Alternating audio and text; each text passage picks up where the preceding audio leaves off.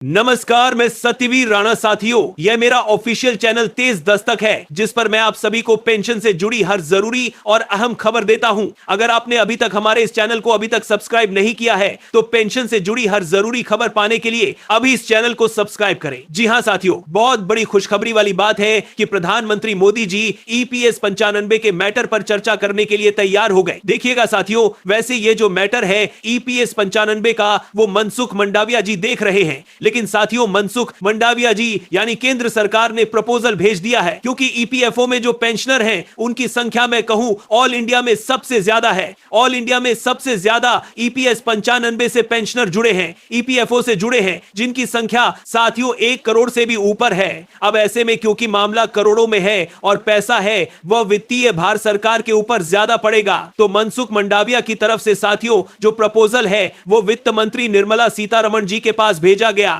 फिलहाल साथियों वित्त मंत्री निर्मला सीतारमण जी ने इस पर कोई गौर नहीं किया है, तो उन्होंने सीधे सीधे फॉरवर्ड कर दिया है प्रधानमंत्री मोदी जी के पास। अब साथियों प्रधानमंत्री मोदी जी तय करेंगे कि ईपीएस 95 या ईपीएफओ के पेंशनरों की कितनी पेंशन होनी चाहिए। फिलहाल साथियों हम बात करेंगे कि आखिर क्या प्रपोजल भेजा गया, उस पर हम चर्चा करेंगे। और साथियों सीक्रेट खबर है जो हमारे पास आई है, तो इस बेस पर साथियों मैं आपको बताने जा रहा हूं। अतः साथियों अगर आप एक पेंशनर हैं तो यार चैनल को सब्सक्राइब जरूर कीजिएगा, सपोर्ट कीजिएगा साथियों, क्योंकि ईपीएस 95 के जो पेंशनर हैं उनकी पेंशन बहुत कम है। और मैं साथियों अपने चैनल तेज दस्तक पर उनकी आवाज उठाता हूं। जितने भी हमारे पेंशनर भाई हैं, चाहे वह सरकारी क्षेत्र से जुड़े हो चाहे वह प्राइवेट क्षेत्र से जुड़े हो, सभी की साथियों मैं अपने चैनल पर आवाज उठाता हूं। आज के समय में चैनल पर आवाज उठाना बहुत बड़ी बात है, क्योंकि तमाम सरकार ने प्रतिबंध लगा रखे हैं सोशल मीडिया पे। आप देख ही रहे हो सरकार किस तरीके से कार्य कर रही है। गवर्नमेंट को लगता है कि भैया ये हमारे सपोर्ट में है तो उसको चलने देते,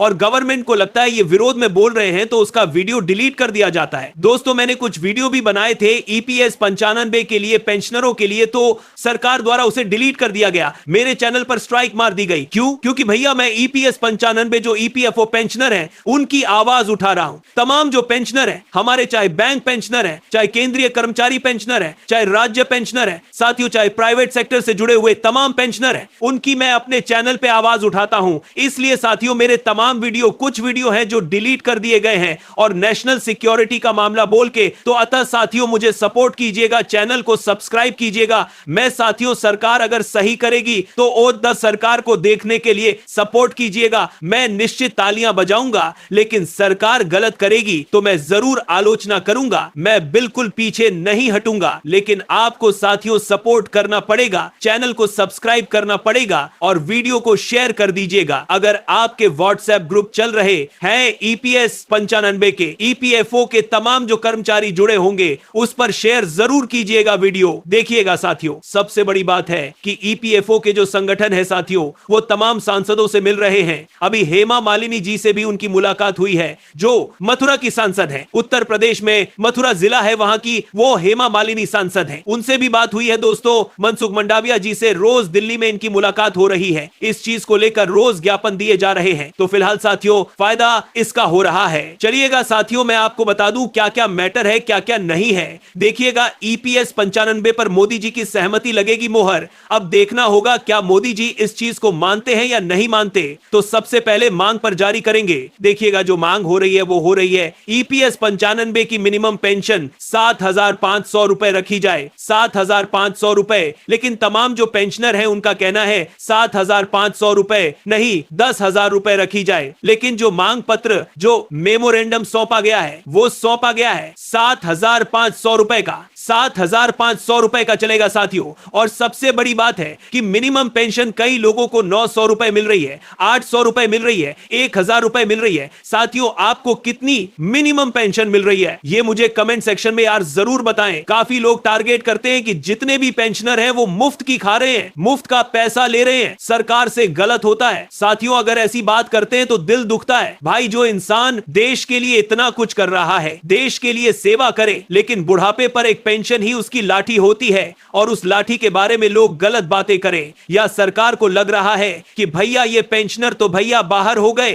बोझ हो गए, जो कि गलत है। तो आपको मिनिमम पेंशन या आपकी पेंशन कितनी आ रही है, खातों में मुझे क्रेडिट जो आ रही है वो मुझे कमेंट सेक्शन में जरूर बताइएगा, ताकि लोगों तक पहुंचे कि हाँ देखो भैया इनकी क्या पेंशन आ रही है, वो भी इस महंगाई में, जब पेट्रोल इतना महंगा हो गया है। ये जब नहीं, जब बात आपको चार पर मेला चाह रहा है, आपकी पेंशन कितनी आ रही है ये जब देख रही है, ये जब डीजल इतना महंगा हो गया है, रसोई गैस इतनी महंगी हो गई है, सारी खाने की चीजें, पैक चीजें सब महंगी हो गई हैं। और लेकिन सबसे बड़ी बात है, जो पेंशनर हैं वो वहीं पर हैं। देश आगे बढ़ गया, लेकिन पेंशनरों की जो मुसीबतें हैं, जो परेशानियां हैं, वो अभी तक हल नहीं हो पाई हैं। और मुझे लग रहा था भाई साहब ये सरकार बीजेपी आई है तो लग रहा था कि भैया सुनेगी, लेकिन अब क्योंकि इनको भी लगने लगा है कि ये पेंशनर बोझ हो गए हैं। अब साथियों सबसे बड़ी बात है, ईपीएफओ जो कर्मचारी है या जो भी कर्मचारी है, मैं किसी बैंकिंग कर्मचारियों की बात करूं जो पेंशनर है, बैंकिंग पेंशनर हो, चाहे केंद्रीय पेंशनर हो, राज्य पेंशनर हो, चाहे प्राइवेट पेंशनर पेंशन पा रहे हो, है क्या सरकार खुद से उन्हें पैसा दे रही है? नहीं, बल्कि तरफ से उन्हें पैसा दे रही है। देश उन्होंने जो पैसा जमा किया उसकी उन्हें ब्याज मिल रही है। पैसा तो सरकार ने अपने पास धर रखा है और सिर्फ उसकी ब्याज दे रही है, वो भी इतनी कम दे रही है, जो कि गलत है। तो यहां पर 7,500 रुपए भेजी गई है प्रपोजल।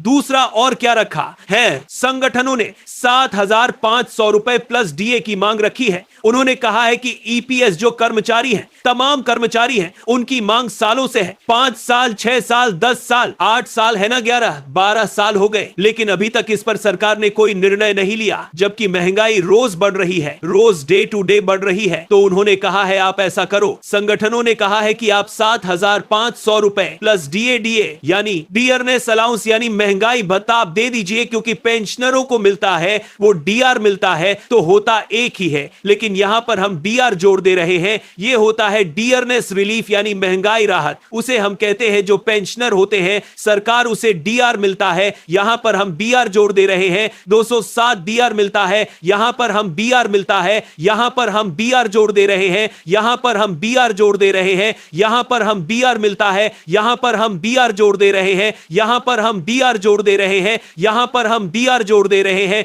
यहां पर हम बीआर जोड़ दे रहे हैं, यहां पर हम बीआर जोड़ दे रहे हैं, यहां पर हम बीआर जोड़ दे रहे हैं, यहां पर हम बीआर जोड़ दे रहे हैं, यहां पर हम बीआर जोड़ दे रहे हैं, यहां पर हम बीआर जोड़ दे रहे हैं, यहां पर हम बीआर जोड़ दे रहे हैं, यहां पर हम बी बोलकर चलती है। तो यहां पर 7,500 रुपए प्लस डीआर की मांग रखी है पेंशनरों ने, और मनसुख मंडाविया जी ने इस पर साथियों सहमति जताई है कि हां ये मांग आपकी बिल्कुल जायज है। भाई जायज है यार साथियों, ये बताइए आप, चलो अभी आप 7,500 रुपए बढ़ा देंगे मान के चलो, फिर आप 15 साल बाद पैसा बढ़ाओगे, तो भाई इस बीच इतनी महंगाई बढ़ रही है उसको कौन कंट्रोल करेगा? तो ये 7,500 रुपए भी बेकार हो जाएंगे। भाई महंगाई भी तो बढ़ रही है, उस चीज को देखना पड़ेगा गवर्नमेंट को। लोग सही से दवाइयां नहीं ले पा रहे, सही से खा नहीं पा रहे, और बाकी चीजें तो भूल ही जाइए कि भैया एसी ले ले, कूलर ले ले, पंखा ले ले, बिजली का बिल कौन देगा? अभी बिजली साथियों 10% और बढ़ेगी। जब हर चीज महंगी है, आपकी पेंशन वही की वही है, कुछ कमाई नहीं है, कुछ सरकार दे नहीं रही है, हमारा पैसा हमें ब्याज पर नहीं दे रही है, तो ऐसे में साथियों लोग खर्च कहां से करेंगे? और जब खर्च नहीं किया जाएगा तो मार्केट उठेगा ही नहीं।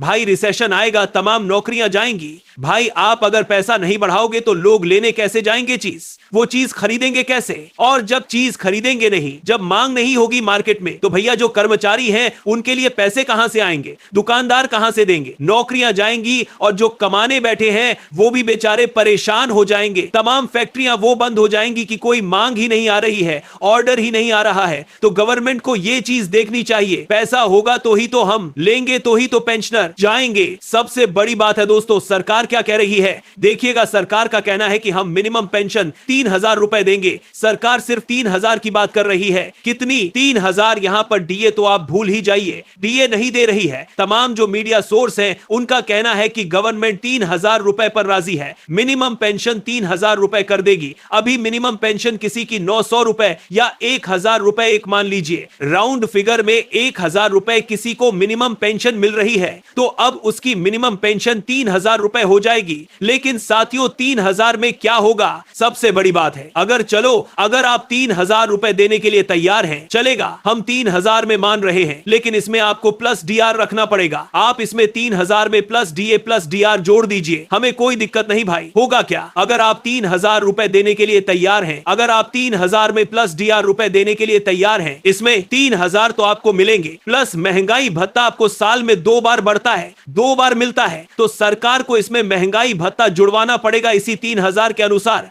अगर आपने 2% महंगाई भत्ता बढ़ाया है तो भाई साहब इसमें इनको जोड़ना पड़ेगा, 2% इसमें इनको जोड़ना पड़ेगा। तो ऐसे में साथियों सरकार चाहे तो यह कर सकती है, इसमें DADR जोड़ सकती है। 3000 अगर दे रहे हैं फिर भी 3000 हमें मंजूर नहीं है। एक सम्मानजनक मानदेय पेंशन होनी चाहिए जो 3000 नहीं है बल्कि 7500 रुपए होनी चाहिए। तो सरकार अगर 3000 कह रही है तो 3000 प्लस DADR, और नहीं तो 5000 रख कर दे प्लस DADR, मतलब DADR जोड़ना चाहिए। और जो भी कुछ है बेसिक पे 5000 माना जाए, 5000 बेसिक पे माना जाए। ऐसा ना हो कि बेसिक पे और कुछ करे। तो 5000 सीधे सीधे जो 2% बढ़ेगा इसमें मल्टीप्लाई किया जाए। 2% सीधी सी बात है, आप हमें 2% दे दीजिए। जो भी आप बढ़ा रहे हो महंगाई भत्ता वो करिए, लेकिन फिलहाल जो मांग है संगठनों ने यह रखी है और इसी पर सब लोग अड़े हैं। देखिएगा साथियों, एक चीज और मैं आपको बता दूं, EPS 95 का एक टोल फ्री नंबर जारी हुआ है। टोल फ्री नंबर जारी हुआ है वो साथियों मैं आपको बता दूं क्या हुआ है। जीवन प्रमाण पत्र दर्ज करने के लिए जमा करने में अगर आप असमर्थ हैं, अगर आप विकलांग हैं, आप जा नहीं सकते हो, तो साथियों जीवन प्रमाण पत्र के लिए आप एक टोल फ्री नंबर दिया है, उस पर आप कॉल करेंगे तो जो डाक सेवक है वो आपके घर पर आएगा और आपका जन्म प्रमाण पत्र अपने से ले जाएगा। तो आपको कहीं जाने की आवश्यकता नहीं है। तो EPS 95 के लिए जो टोल फ्री नंबर है वो 023293, ये टोल फ्री नंबर